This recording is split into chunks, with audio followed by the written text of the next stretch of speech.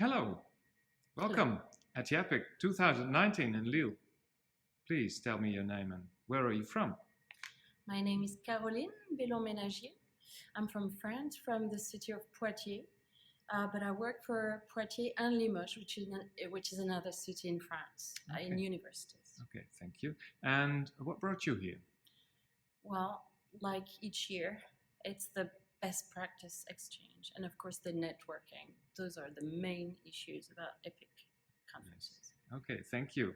And what do you think about open recognition? Okay, this is a large, wide, never-ending question. So, but I happen to be in charge of open recognition in my institution, which mainly for me means to work on a continuum of recognition and continuum of skills and competencies, and also probably working on the balance between the formal recognitions that are very strong in France and the informal recognitions that are very important personally and probably professionally as well. Okay, thank you. So during the conference, you went to many workshops and saw many presentations. Yep. What new information did you acquire? Oh, I acquired a lot of new information about how several French and European and even international territories are organized.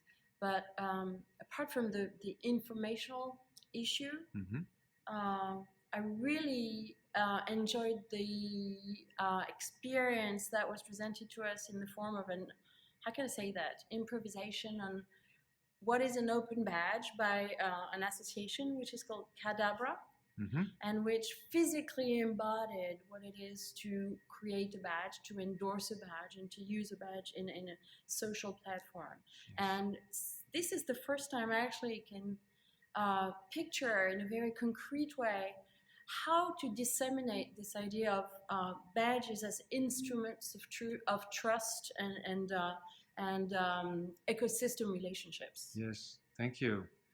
I was not able to attend this workshop, but it was really thoughtful and inspiring as what I've heard. So yeah. So if you come home and on next Monday, what would be the first thing to work on? Okay, well, obviously in line with what I just said, I think we need to rethink the way we present open badges, and this really was an excellent, inspiration. But yes. The second thing would be the SDGs, the United Nations Sustainable Development Goals, because we work with a startup which helps students and young public, not just students, but really young people, imagine their future profession in 2030 based on the SDGs, but we never actually put the SDGs first as the goal or the strategic vision that we should have as a society. So this would be, basing more badges on the SDGs themselves and what we can do to reach them. So thank you. So the SDG, maybe you can tell a bit more. It was presented by the CRI from Paris. Yes. Can you please tell a bit more what it means? Yes. And where it's from? The United Nations Sustainable Development Goals have been built basically to categorize the different challenges that we're facing as a society. And so they encompass several challenges.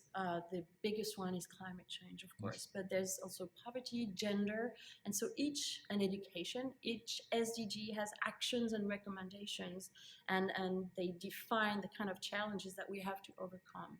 So this is something to put people in action, and I think this really corresponds to open badges. Okay. Well, thank you very much, Caroline, for this sharing. Okay. Thank you.